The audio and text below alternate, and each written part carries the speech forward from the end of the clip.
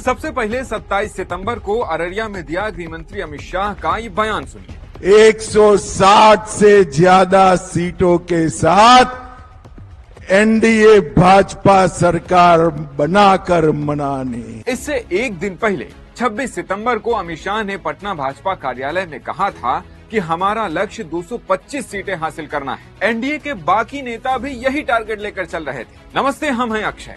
आखिर चुनाव से एक महीना पहले अमित शाह एनडीए का टारगेट काहे घटाए? चुनाव में इसका क्या असर पड़ेगा और महागठबंधन की रणनीति का हो, जानेंगे आज के एक्सप्लेनर में। बूझे कि नहीं?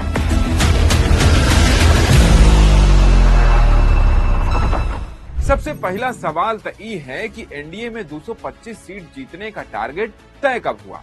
तब भैया एनडीए में 225 सीट जीतने का टारगेट आज से करीब 11 महीना पहले 28 अक्टूबर 2024 को तय हुआ था। तब सीएम आवास में नीतीश कुमार की अध्यक्षता में एनडीए नेताओं की बैठक हुई थी, जिसमें जदयू ने 2025 में 225 और फिर से नीतीश का नारा दिया था। ऐसे में सवाल उठता है कि अमित शाह ने 225 सीटों का टारगेट घटाकर 160 क्यों किया? इसकी 3 बड़ी वजह है। पहली, शाह ने हवाई नहीं जमीनी टारगेट रखा है। पॉलिटिकल एनालिस्ट अवधेश कुमार कहते हैं, अमित शाह ने काफी रिसर्च और सोच समझकर ही 160 के टारगेट को तय किया है। ये काफी हद तक जमीनी टारगेट है। अवधेश कुमार इसके पीछे पिछले चुनावों का रेफरेंस देते हैं। उनके मुताबिक 2010 में एनडीए ने अपना सबसे अच्छा प्रदर्शन करते हुए 243 में से 206 सीटें जीती।